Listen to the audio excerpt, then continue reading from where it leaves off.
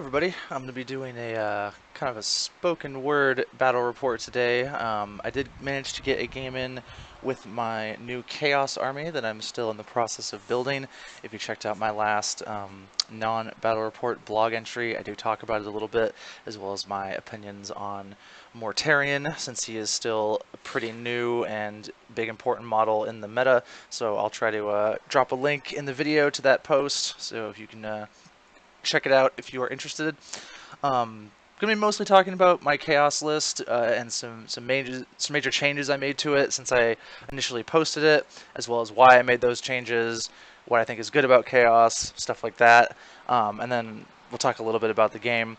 Spoilers: game was not very interesting at all. My opponent was taking a very not competitive list, which I did not know when I showed up for the game. I told him that I'd be playing a more competitive Chaos army, so it just kind of didn't go as planned. But we'll start with the list. So originally, if you refer to the blog post, what I was planning on running is kind of a mix between what's being come to be known as the Terminator Bomb for Chaos, which is like 8 to 10 Terminators, all with combi weapons, usually plasma, also with Mark of Slaanesh, so that you can use Endless Cacophony on them. For those of you not familiar with Chaos, that is a 2-point stratagem, which allows a unit with Mark of Slaanesh to shoot again at the end of your shooting phase. So what you do is you take some number of Terminators and you give them combi plasma. They all get to shoot. You also take a Lord with a jump pack or Terminator armor who deep strikes with them, so he gives them reroll ones to hit. And then you also usually take a Sorcerer to cast Prescience on them, so they get +1 to hit, which makes it so that they cannot die from their plasma overcharging, should you need to do that, which is pretty common because they're really good at taking out vehicles. And then he can also, the Sorcerer can help them out with some other things. He can put Warp Time on them so they can get into combat. Terminator's no slouches in combat, obviously. Since they have Mark of Slaanesh, he can put Delightful Agonies on them, so they have like a 5+ Feel No Pain. He can put Death Hex on something, so no invulnerables. That's very powerful. There's quite a few options there. And then the customers also have access to Veterans of the Long War, which is probably the best stratagem in the game right now. It gives you +1 to wound for 1 command point. So you're firing plasma, which wounds most vehicles on 3s, some vehicles on 4s, like Knights and Land Raiders and things like that. And then you can drop that to wounding vehicles on 2s or wounding vehicles on 3s. And then you're firing plasma, which obviously has very good AP, and then you're overcharging, so you're wounding on 2s. You're also very accurate because you're rerolling 1s from the Lord, and you might also have +1 to hit from Prescience, so you could be in the hitting on 2s, rerolling 1s for initial misses, which is near perfect accuracy, and then also +1 to wound, so you're wounding things on 2s or 3s. By the way, when you use Endless Cacophony to shoot again, all that stuff still stays on there, so you still have Prescience, you still have Veterans of the Long War because it lasts throughout the entire shooting phase, and the unit is just brutal. It's really powerful. They have combi weapons, so you can shoot just the plasma, or you can shoot the plasma and the bolters, which makes them extremely versatile. So you can take out hordes instead of just taking out vehicles or monsters or things like that. And then they're Terminators, so they're still pretty good in combat. I give mine Power Swords because I'm trying to shave some points off of them. They're primarily a shooting unit, so I didn't want to give them like Power Axes or anything. Power Axes are great, and it's only like +1 point per model, but I wanted to give them Power Swords just to kind of shave some points off to get some other things that I did in my build. A lot of people run like 1 Lightning Claw or something like that. It's very popular. So there's a lot of ways to take that package. So initially what I wanted to use was that package plus some of the stuff from the new Death Guard Codex, because I was really interested in some of the things that Death Guard could do, particularly the 20-man Plague Marine unit. So again, for those, there's going to be a lot of explanation in this video, so if you're familiar with some of these things, I apologize. I'm just trying to make sure everybody's included. So the cool thing about 20 Plague Marines is they all have something called a Blight Grenade, which is basically just like a Strength 3 grenade. It's like a normal frag grenade. It gets D6 shots. It's not really anything special, except I believe it has poison or plague weapons, so you get to reroll 1s to wound with it. However, they have a character, an elite choice, who gives these weapons or these grenades +1 strength and +1 damage. So you have D6 attacks strength 4, damage 2. Still not anything great because obviously you can only throw 1 grenade per unit, but they also have a stratagem for 1 point that allows the entire unit to throw grenades. So now, if you have 20 guys and you deliver them all, that's 20 d6 attacks, strength 4, 2 damage. Now, that's still not that impressive, but remember they're also play weapons, so they're rerolling 1s to wound. You can have a Lord nearby, so they're rerolling 1s to hit, or a Demon Prince, so they're pretty accurate. And then the guy who buffs the grenades also makes it so that when you roll a 6 to wound, it does a mortal wound on top of the damage you would normally do. Now, Death Guard also have access to Veterans of the Long War, so they can make that a 5+. So now you're throwing some amount of d6, like 10, 15, 20 d6 attacks, hitting on 3s, rerolling 1s, wounding on 4s or 5s, at worst, most often 4s, and then any 5+s are a mortal wound on top of a regular wound that does 2 damage if it sneaks through. So this is a really powerful, anvil unit. They're very difficult to... They're very scary to get close to. So if your opponent is playing any kind of big monster, Mortarion, something like that wants to get close, and you have screens, which you should, they eat the screen, and then the screen falls back or it's dead, and then the Plague Marines just one-round that thing. It almost doesn't matter what it is. When you look at the math, they're going to one-round it. Now, of course, you have to be able to deliver the Plague Marines. They're not the fastest. They're only speed 5. And the grenade only has a 6-inch range, but you're playing Chaos, so if you don't have warp time somewhere in your list, you're not doing it right from a competitive standpoint, pretty much. So you can get that up to a 16-inch threat range, 5, move again, and then throw 6 inches. Still not the craziest threat range, but like I said, really good as kind of a counter-attack unit. And then the Plague Marines themselves are really resilient. Obviously, they're toughness 5. They have disgustingly resilience. And then in the new book, they have a stratagem for 1 point, which is called, I think, Cloud of Flies, where they basically get the character rule. They cannot be shot unless they are the closest thing to the unit that's shooting. So you just take Poxwalkers or Cultists or something like that, and you throw them in front, and then you can deliver the Plague Marines, and they can't be shot off the table, which makes them a lot better, and it makes them a lot scarier. Sorry about that, just need a drink of water. So that was kind of my original plan for the list. I was I want to combine these two things. I want the Terminators to be kind of like my hammer. They're going to come down, they're going to blow people away, and then I want these Plague Marines. They're going to have objectives secured. They're going to be pretty good in combat, because I'm going to give them some bubonic axes and some plague flails, and then the rest are going to have bolters, so they're going to be able to deal with infantry as I move up the table, stuff like that. And then, have these 2 powerful units, and we'll throw in some other things in there. I was going to run Typhus and Necrosius with some Poxwalker units, because they can make 1 unit of Poxwalkers really good. Typhus makes them strength toughness 4. There's a psychic power where you can make them strength toughness 5 with that on top of it. You can give them -1 to be hit with another psychic power, so their toughness 5, -1 to be shot. 5+ feel no pain, rerolling 1s because of Necrosius, which is actually quite resilient. Obviously, you can get them back either through combat, and then there's some other stratagems that can get you guys back from them that are a little corner case, but they can work. So that was kind of my basic list, and if you look it up on the blog, that's very reflective of that. However, when I was further theory hammering it, I was well, I don't have that much anti-vehicle. The Terminators come down, they're going to do good damage. But then they're slow after that, they only move 5 because they're Terminators, and if I'm playing against a vehicle-heavy army, they can just move away from me, or if I'm playing against Eldar or Dark Eldar or something like that, they're just going to play a kiting game. I can't really do anything about that. It's really annoying. I could take a Demon Prince or something to chase them down with warp time, but they're not always fast enough, and they don't do enough damage. They're not great at killing vehicles. They're more great at killing tougher infantry, because they do 2 damage. Their strength is 7. You can get it higher, but they're just they're a little short of being a really good vehicle killer. So I was that's not super great.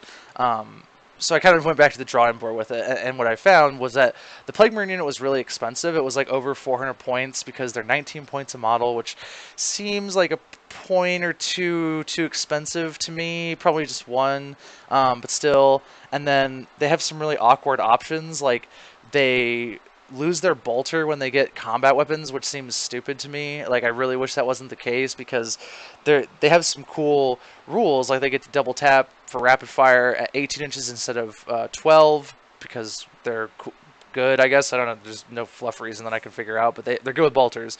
So I was like, yeah, you can move them to the table, they can like shoot up conscripts and stuff like that really well.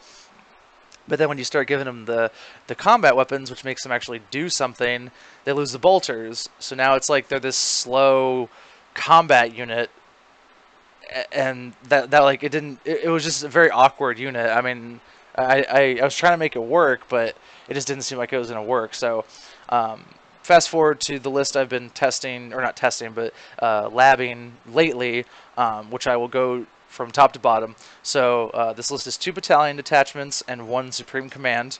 It has 12 command points because I'm running Abaddon.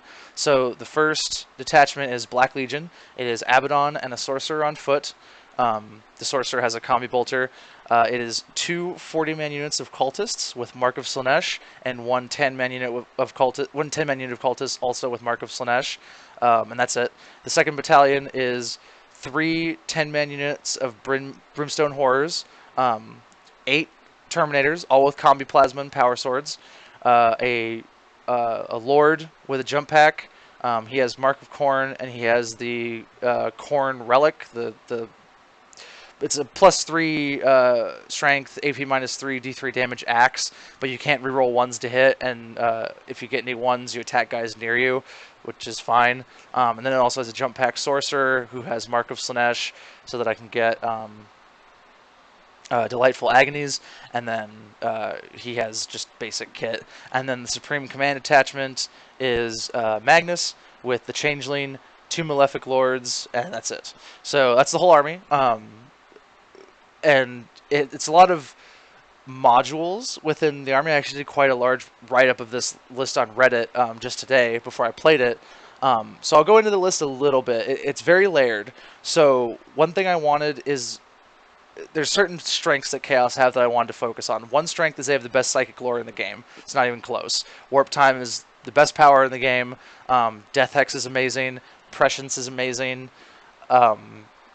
Like, what are there others even? I don't remember. Like, Delightful Agonies is really good. Weaver of Fates is really good. I don't remember the other ones, but they're good. Like, Infernal Gaze isn't that good. But yeah, those are mostly the ones that you'll use. So I wanted to maximize that by having a lot of psychic powers available to me to abuse them, basically, because they're so good. I also really wanted to abuse the stratagems that Chaos have, because they probably have the best stratagems in the game at this point as well. Veterans of the Long War is maybe too good. 1 point for +1 to wound for an entire unit in a phase is just insane.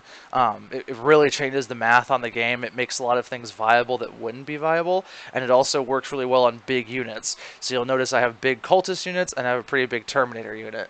I also want to use Endless Cacophony to be able to shoot twice with these units. I want to use Tide of Traitors, which, if you're not familiar, is 2 command points, and it lets you remove a unit of cultists from the board, a friendly unit, and then you put that unit of cultists back on the board at full strength, so whatever you bought it at, you get that many guys, and they have to be completely within 6 inches of a table edge and not closer than 9 inches to an enemy unit, so kind of like a deep strike almost.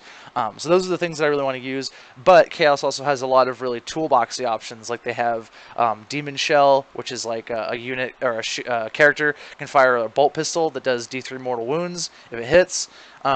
They have Chaos Familiar, which is 1 point where you can swap a psychic power that a character has for another one.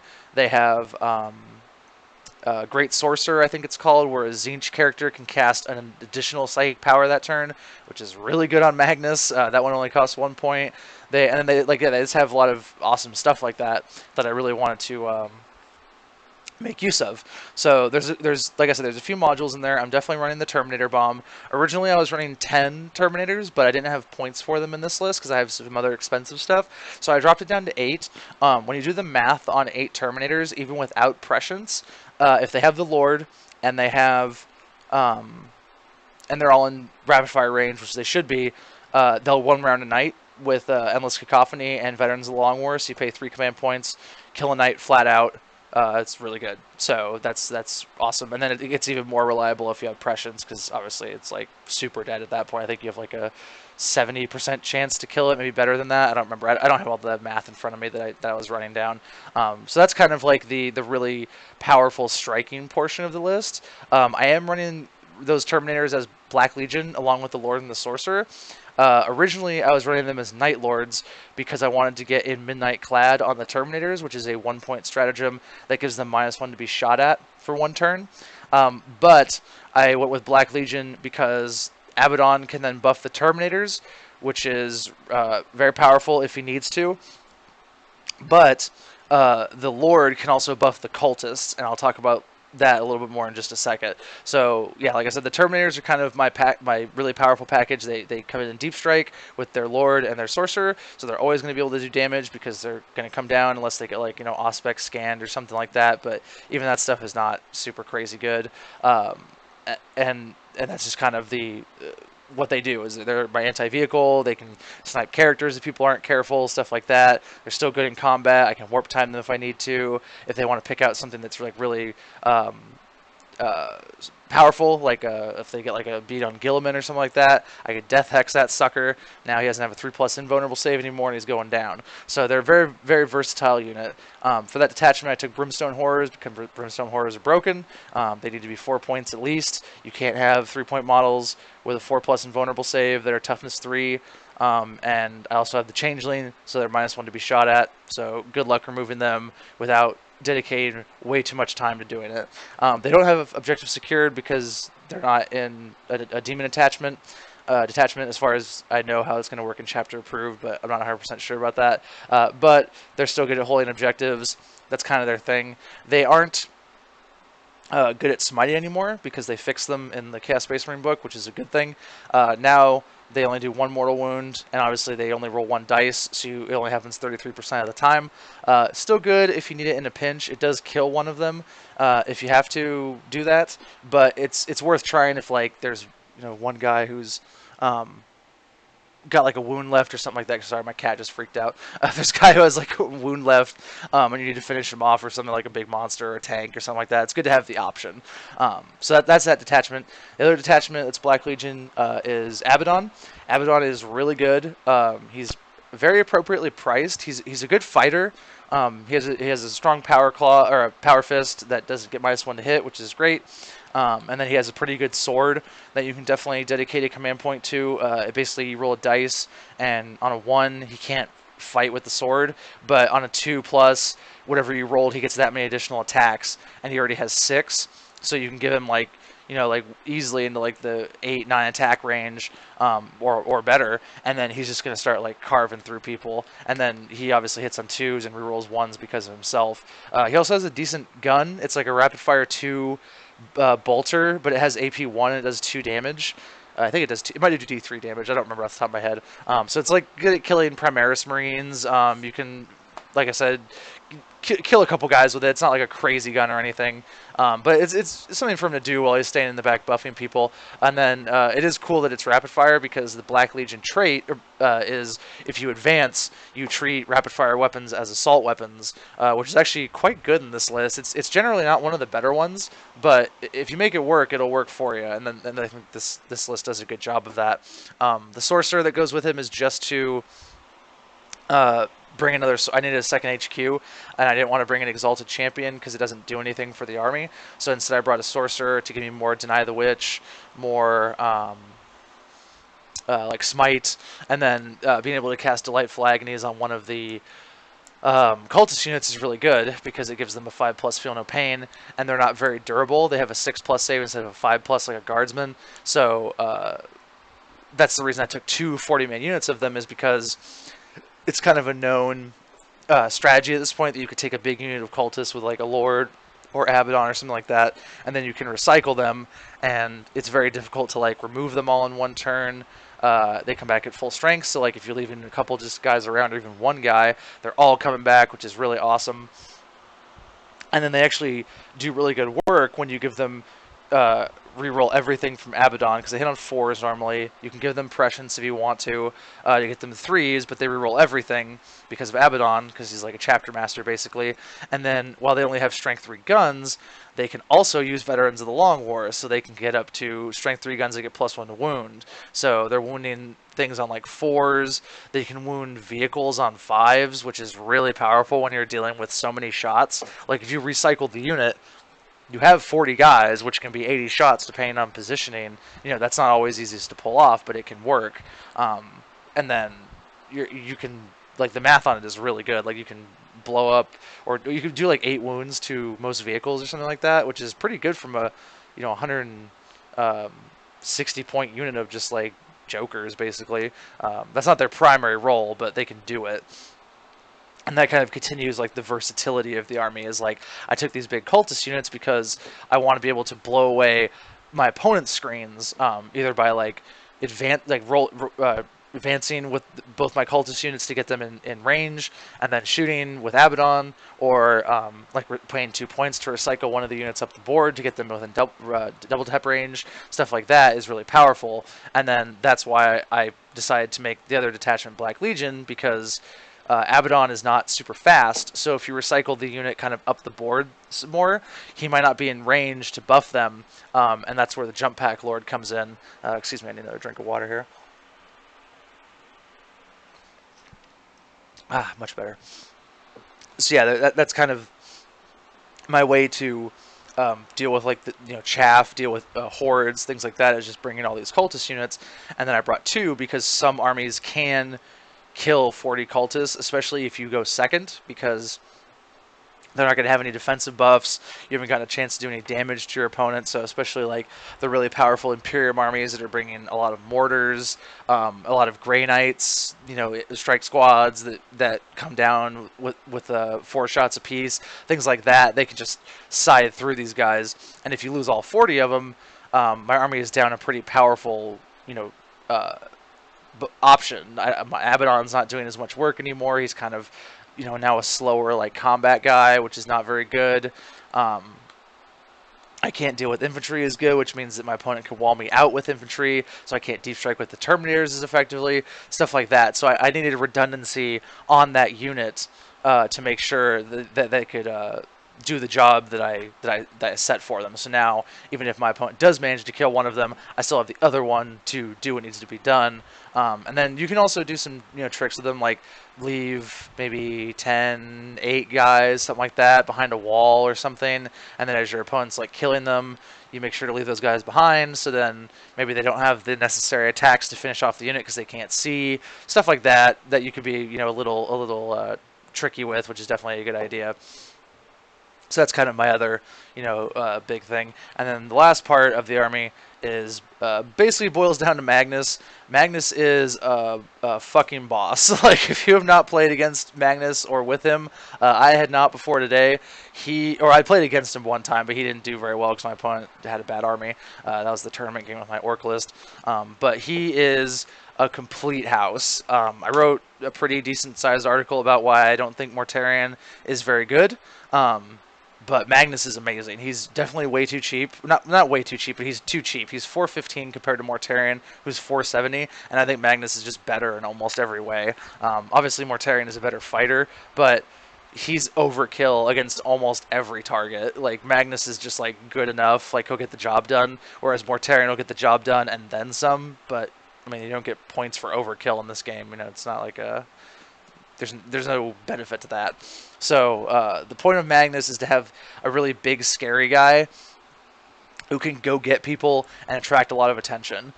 Magnus is one of the hardest models to kill in the game. He has 4+ info and rerolling 1s, and then if you give him Weaver of Fates, which he'll always take, and he's very good at casting because he gets +2 to casting rolls, +1 if he starts going down, and then eventually a +0.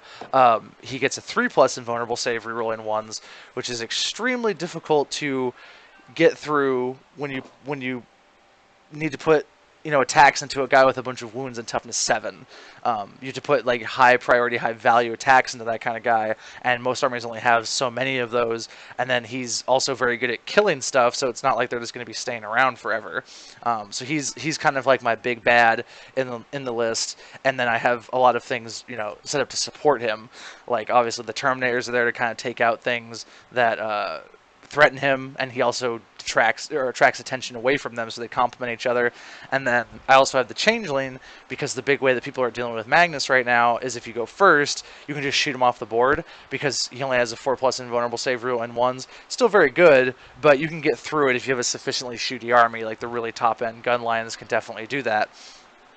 So what I did is I brought the Changeling with him, which gives him -1 to be hit because he is a Tzeentch Demon. He has both of those keywords.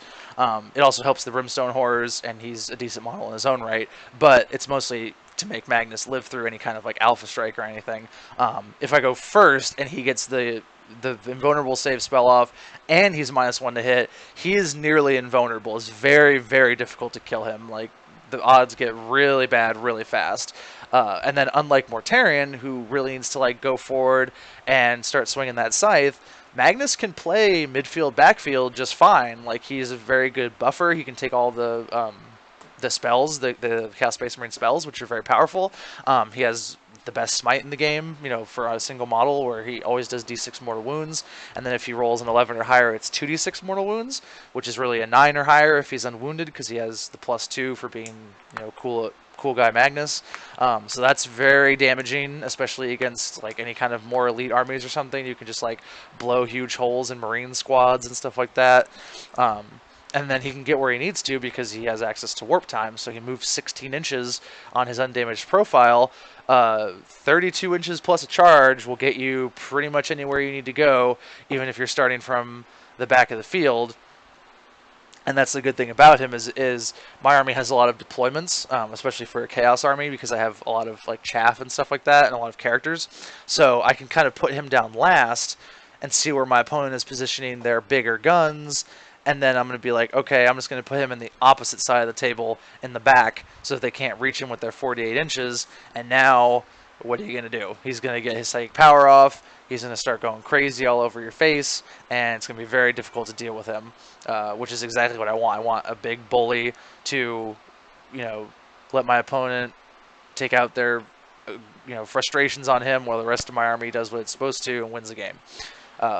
The reason I have Changeling, like I said, is because I want to help out Magnus to, not die on turn 1. He also has a pretty good spell. The Demon Tzeentch lore is like the worst one in the game, but Boon of Tzeentch is actually a pretty decent spell on Magnus. The +1 strength is almost always worthless. Like it helps him if he's dealing with toughness 9 stuff. It actually might not. I don't remember if you double or add the +1 first. I think you double and then add the +1. So I don't think it actually helps him with that. But +1 attack is good. And then +1 toughness is a nightmare. Like if Magnus goes to toughness 8 for a round, it's like you might as well not even try to attack him. Like he's not going to die. I mean, that's completely absurd. A toughness 8 model with a 3+ invulnerable save reroll in 1s. Like I wouldn't even bother to attack that unless I could just drown him in mortal wounds or something like that. And then I have the Malefic Lords because they're broken. Everybody, if you keep it with competitive 40k, they're one of the more broken models in the game. 30 points for a full Psyker is not something that should ever exist on any level. I'm not spamming them because, first of all, I don't want to get used to playing them, because I'm pretty sure when Chapter Approved comes out in a couple months, they're going to get a severe points hike, probably at least double. And also, I just don't need to. Like, they don't... I mean, they're really good, but I just don't feel like spamming them. I think that list is kind of boring to play. It's not very interesting to think about, like to just have a bunch of Malefic Lords behind a bunch of Brimstone Horrors, smiting everything that comes close, and then, cool, I win. It's like, I mean, it's good, but it's, like I said, it's not very interesting or fun to play with or against. So that's my list. It has a lot of layers to it. Like that's one of the things I like about it the most is when I'm playing like my Orcs or my Tau, they're very straightforward because they don't have stratagems yet. They don't have tactics. They don't have like the little things that you can really like get the most out of your army with. And Chaos does. So that's one of the reasons I wanted to play them, is I wanted an army while I'm waiting on my Xenos books that had a little more depth to it than just being, you know, so surface layer. Like my commander army is drop down, kill everything with the commanders. Okay, worked pretty well. My orc army is run forward with a bunch of orcs. Probably can't kill them all. Smite your important stuff to death with a million weird boys, and then just win the game on scenario because I have more obsec things than you could ever deal with. Pretty good, but they're not like very interesting to play. So that was kind of where I was coming from. Yeah, so that's basically the list. The game I played today was just a 2,000 point ITC mission against a guy who pretty much always plays Nurgle in my area. He has Nurgle demons and Death Guard and stuff. He's starting to like branch out a little bit more into some general chaos, but he really likes Nurgle. He always has. He's been like kind of a guy who's been floating around for a long time. So he brought an all Nurgle demon army, which is very bad. Like it's a cool thematic army, but it's terrible on the tabletop. So it was 2 units of 20 plague bearers, a unit of 7 plague toads, not the ones with the riders, just the toad itself. 3 giant chaos spawn, which I had never played against, and they actually seem really good. Like they're pretty cheap. I don't know if they're actually. He told me they were 75 points. I haven't looked that up yet, but if that's how cheap they are, they're actually pretty good for that cost. For like what they do and stuff. He had a demon prince. He had Epidemius, who is terrible. He's always been terrible in every edition of the game I've ever played because he snowballs the game too late. So if you're playing Epidemius, he starts giving you bonuses when you start killing things with Nurgle demons. The problem is 40k games, like most miniature games, are usually decided very early. Like the game gets very attrition based, and then it kind of your army gets weaker and weaker. So he's buffing less and less models as you go because your army is dying. And then I don't remember his chart off the top of my head, but I believe like the survivability buffs he gives are not until way later. He gives you like attack options earlier, which is kind of the opposite of what Nurgle wants. Like Nurgle would love to be more resilient to start with and then get more fighty, but that's not how he works. So yeah, Epidemius, 3 of those giant spawns, the toads. He also had a 9-man unit of the plague drones, the guys who fly around and have the Death's Head gun, who are just terrible. Like they're not fast, they don't have good guns, they're not good in combat, like they don't do anything. That's kind of the problem with all Nurgle units, is they don't do anything. Like they're Nurgly, they're there. And then he had 2 units of 3 Nurglings, just to like hold objectives and stuff like that, which is actually good. They're very good at that. And then 1 Herald of Nurgle just to like buff up his army and stuff.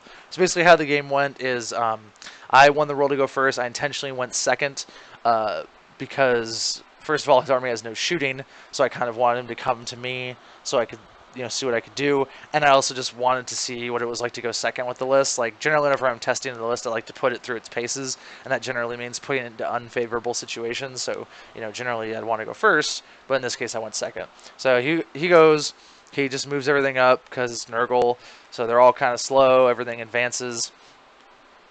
He has the Plague Toads, one of the Plague Bearer units on the left flank. The middle is another Plague Bearer unit. The Herald, the Demon Prince, Epidemius kind of hiding in the back with the Nurglings. And then on the right, he has the Plague Drones. I kind of have like a very big bunker in the center. Normally this would not be a good deployment for my list because if I'm going to recycle the cultists, they have to come on from a table edge. So I need to typically deploy them on an edge so that they can stick with Abaddon. Because otherwise Abaddon might not be able to get over to them in time. So, but in this case, my opponent had no guns, so I could just deploy in the center. That's very rare in 40k. Your opponent's always going to have some kind of shooting. So I deployed with like the Brimstones up front, then the cultists, kind of with the characters interspersed, because Abaddon's a really good counterattacker, so I wanted him to be reasonably up front. And then I had Magnus with the Changeling, again, sort of in the middle, because Magnus can fly, and then I wanted the Changeling to be affecting everything to start with, and then the Terminators and their guys were in Deep Strike. So on my turn, I move up with everything. A lot of my guys are in double tap range, as far as the cultists go at least, and then I bring down the Terminators. Terminators I put prescience on them. I swapped the sorcerer's power, I think, for the game. I don't remember what I gave him. I have to that's something I have to work out. But I swapped him to Death Hex, so I Death Hex the Plague Drones. So now they just have disgustingly resilient. And then I pumped overcharged plasma into them um, twice with Endless Cacophony, hitting on 2s, rerolling 1s. Cannot overcharge or overheat because 1s I roll count as 2s thanks to Prescience, and Veterans of the Long Wars, so I was winning on 2s, and I killed the whole unit. So that whole unit's gone. They're like 400 something points or something like that, he told me, or like a high 300, I don't remember. So they just got deleted. The cultists killed, I think, like 12 or 15 plague bearers, even with -1 to hit. So I was hitting on 5s, rerolling 1, 2s, and 3s, just because of how the rerolls work. And did not have access to Veterans of the Long War because I used it on the Terminators. Did not have access to Prescience because I used it on the Terminators. So I didn't have any buffs for them, but they still killed a whole bunch of guys. Wounding on 5s, hitting on 5s with Abaddon reroll, and most of them weren't in double tap range. Like I think one I had 13 guys in double tap, and one I had like 7. So definitely could have been more. And so that was really impressive to me. Like they really hosed those units down, which is exactly what I wanted them to do. Like Plague Bearers are reasonably tough infantry. They have toughness 5. They have a 5+ invo with disgustingly resilient, which is like pretty equivalent to like a Marine save basically. And then they also have -1 to hit, and I killed a whole bunch of them. So like that showed me that I could really kill a lot of things with these cultists, which is great because that's exactly what I wanted them to do. So I also moved Magnus up very aggressively. I flew him forward. He cast Warp Time and Weaver of Fates on himself, so he's moving again. He's very hard to kill now. He smited some of the Plague Bearers, I think. And then I charged the Demon Prince, who was his Warlord. One rounded that guy, no problem, because Magnus is actually really good in combat. I gave him the +1 strength benefit with the Changeling, so one of the useless ones, unfortunately. So I killed the Demon Prince, no problem, and then I consolidated into the really shot up Plague Bearer unit to kind of keep my front from being charged. And then I'm just like, okay, like Magnus can. I mean, in hindsight, it might not have been the best idea because Magnus wants to fight like more important models. Like he doesn't have a ton of attacks, so I mean he will definitely eat through those Plague Bearers eventually. But I should have like not consolidated him, maybe made him charge me or something like that. I don't know, because he can't fly away and then charge. He can fly away and still do psychic powers, but he can't charge that turn. But it was fine. So then my opponent takes his second turn. He moves the Toads and the Plague Bearers up on the left. He moves the spawns up. 2 of them charge Magnus, along with a Beast of Nurgle. Oh, he also had Beast of Nurgle. I forgot about that because he was proxying it, so it's just an empty base. And then he got the Herald around there, so some of those guys are being buffed. The other spawn came around my right flank and ultimately charged a cultist unit and a Brimstone Horror unit. I did manage to put 5 wounds on it with Overwatch from the cultists because they were all in double tap range and none of them have died. So I get 80 shots, hitting on 6s, rerolling everything because of Abaddon, which took a little while to resolve. I don't think that's going to be a very common thing, but they did pretty good damage to it, which was I thought it was very funny. And then the Toads also got into a Brimstone Horror unit that I had screening on the left, killed all of them between attacks and morale, which is fine. And then Magnus, he took a fair few wounds, I think like 5 or something like that, because I just kept rolling 2s with him, which is like the only thing you don't want to roll. I was rolling a lot of 2s, but he did kill another one of the spawn with a counter attack before I could swing at him. So now he's just fighting one of the spawn, the Beast of Nurgle, and the Plague Bearers. So then I take my turn. I fall back with the Brimstones on the right and the Cultists on the right, which is a bummer because obviously I want the Cultists to be able to shoot, but I don't have anything over there that's going to be able to free them up before the shooting phase, so might as well just get them out of combat. The Terminators move down, easily kill the spawn. The Cultists on the left, the other unit Cultist that was not engaged, I give them Veterans of the Long War and Prescience, have them shoot into the toads.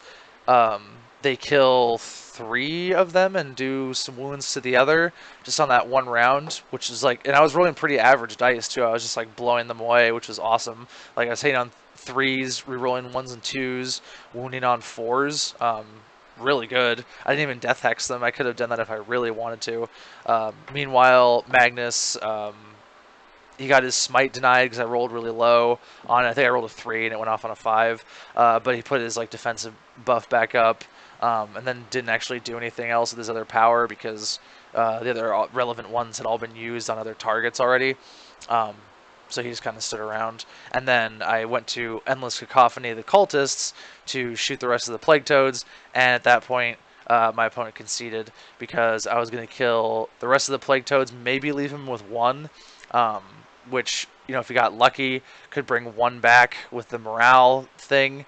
But then when he charges my Cultist unit, I'm probably just going to kill another one in Overwatch.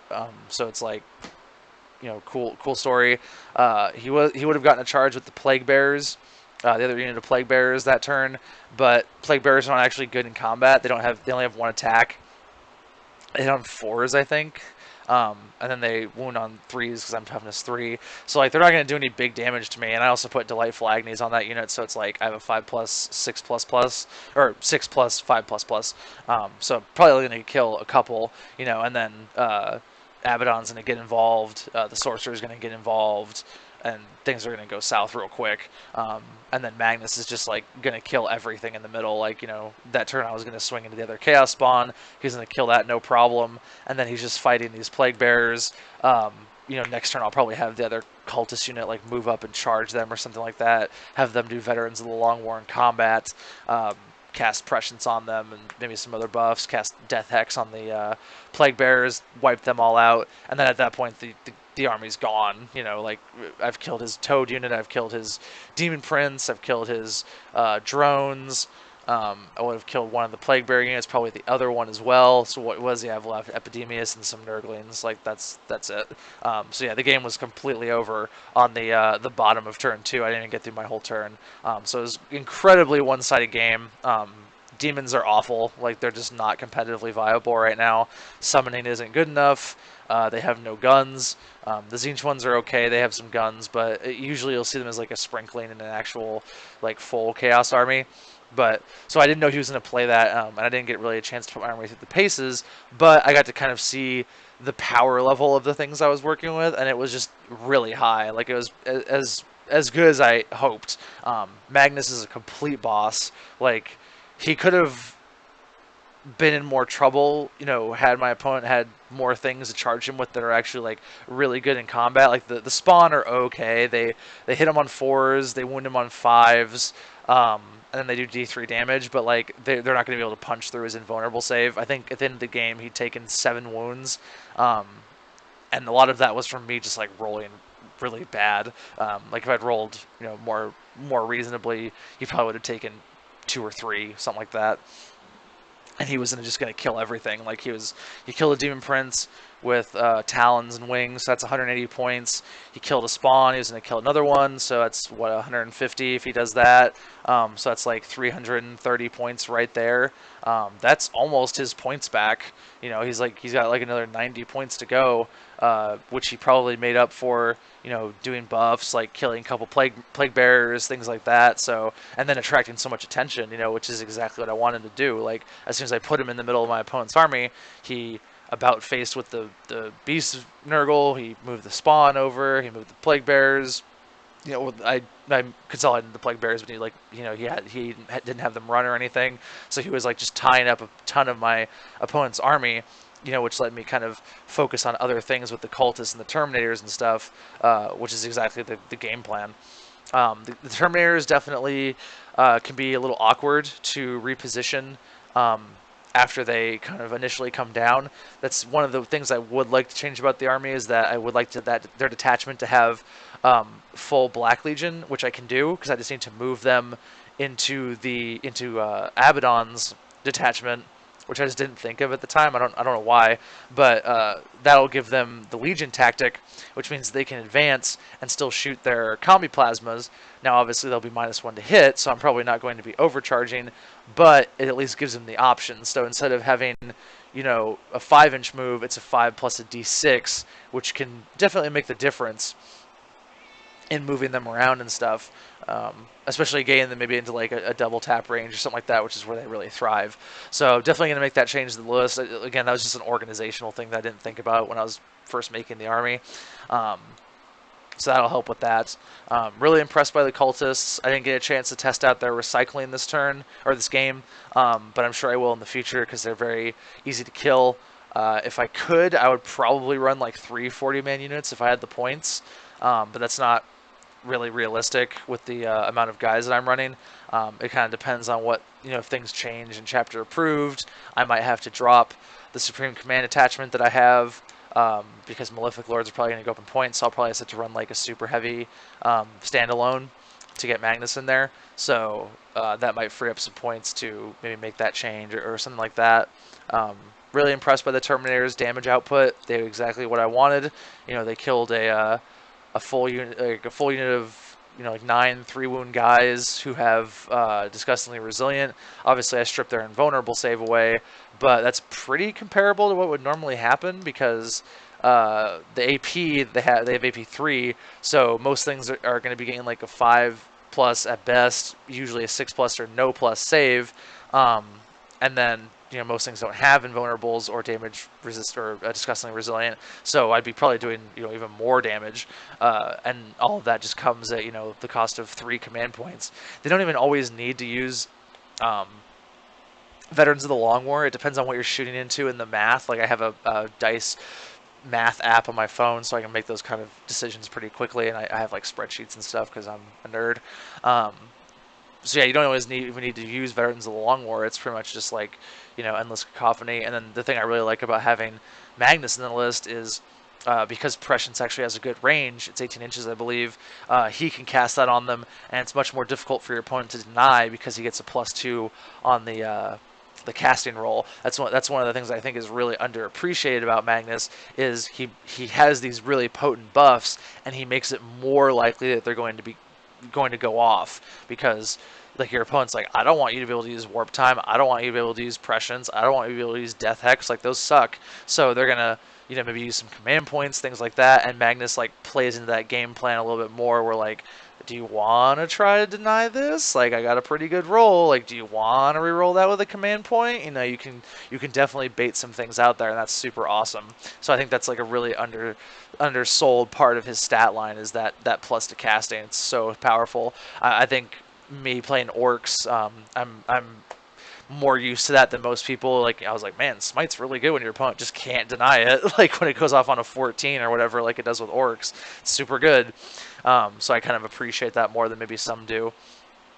And that's something I definitely liked about the army is that it's so psychically defensive. Like, not only do I have Magnus, who denies 3 powers with a +2, which is fantastic, but I also have like the Malefic Lords, I have 2 sorcerers, I have the Brimstones if like there's really low rolls, although I'm probably never going to use them unless it's like a really weird game, but I have a lot of psychic defense, and if you've been kind of paying attention to the game is definitely moving in a very psychically powerful direction.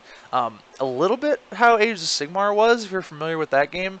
Certain armies, especially the ones that were really tournament powerful towards the end of first edition, I guess. Now that they have the Next General's Handbook, I don't know what's changed because I got out of that game. But like Tzeentch, Destruction, Order, although Order didn't use magic, but they had prayers. Like all those armies were very buff oriented or debuff oriented, depending on what it was, through magic. And 40k is becoming the same way with psychic powers. Like Space Marines got the Shaft. Their psychic lore is terrible, pretty much. They have like 1 or 2 good ones. Like Psychic Fortress is okay, and then Null Zone is like good in certain situations, but like mostly they're all pretty crap. But Chaos has a great one. Tyranids have a good one to start with, which is likely to get better when they get a full lore instead of just having 3. Eldar, obviously, almost totally reliant on psychic powers, especially Inari. Like Inari, the ability to soul burst on demand and give, I don't remember if it's +1 to hit or reroll ones. It's one of those, but that's really good. Death Guard, very reliant on psychic powers. They have an excellent lore as well. And then, Tyranids and Craftworld Eldar are coming out this year, so it's very likely that they'll get some. And then with Smite Spam being so prevalent for like Imperium, Guard, Chaos, Orcs, stuff like that, being able to have that layer of psychic defense is becoming almost required for a very powerful tournament army. That's one of the things I think that Tau is going to really struggle with, is they just can't deal with that. Like Dark Eldar are kind of in the same boat where they don't deal with psychic powers, but they're not as weak to them offensively as a lot of armies because they're so mechanized. So it's like, yeah, you can smite a raider. It's not as big of a deal as like smiting a unit of Marines or something like that.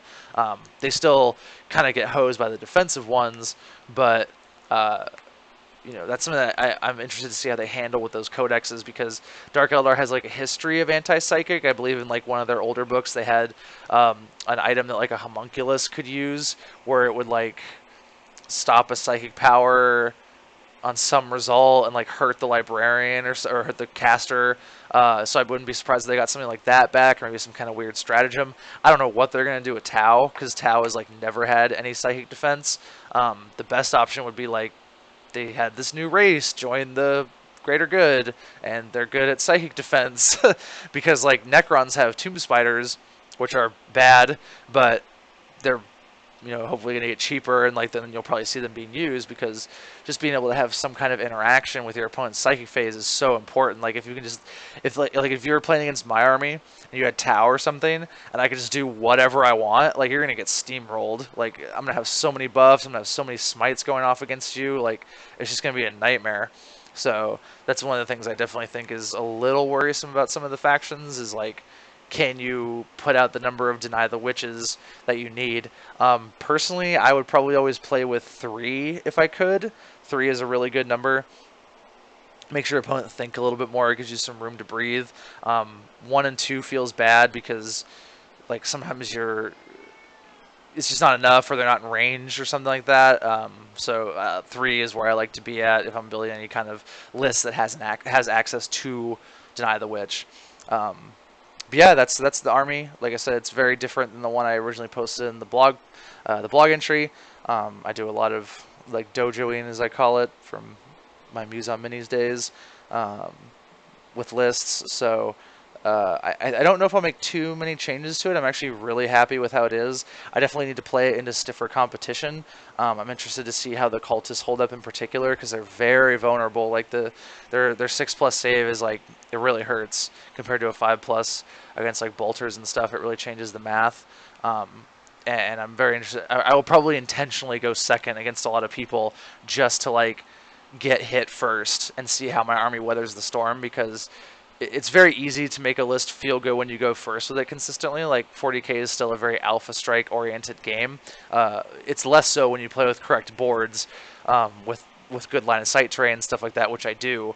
But it's still like going first is still good. It's objectively better 99% of the time because you get to hit first. Like getting to claim objectives at the end of the game is not nearly as powerful.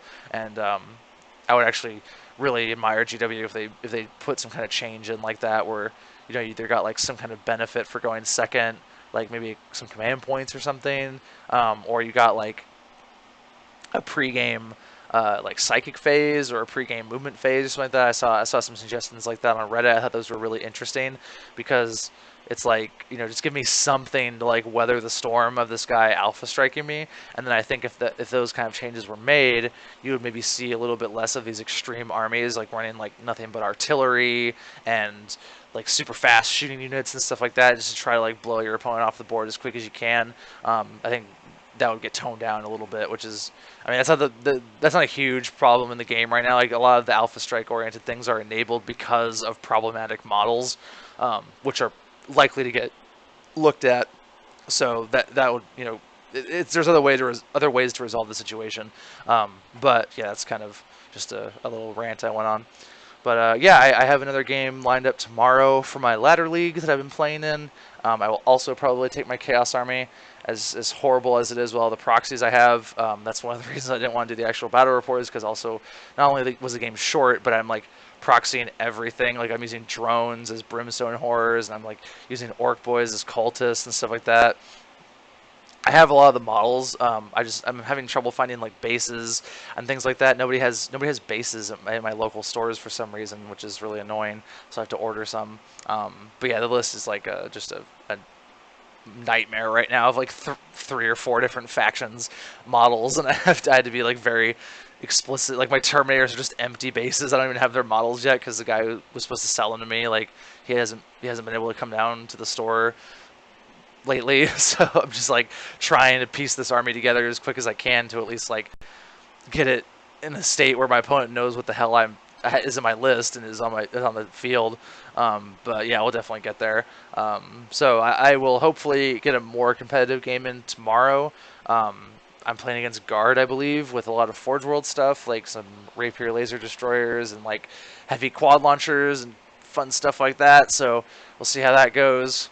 Definitely interested to play Guard. Like always interested to play anything that's not Marines. Marines are boring. If you play Marines out there, shame on you. I know I'm playing Chaos Space Marines, but I have almost no Space Marines in this list. It's mostly like, humans running around with las guns and stuff. But yeah, I'm always excited to play something that's not Space Marines, because Space Marines are just so boring to me. That's why I never really play them. They're one of the only armies I never really put time into. So sorry, Space Marine fans, but the army's boring. You should play Eldar or something like that. Make the game a better place. So yep, I'll have that battle report up tomorrow or Sunday or something like that.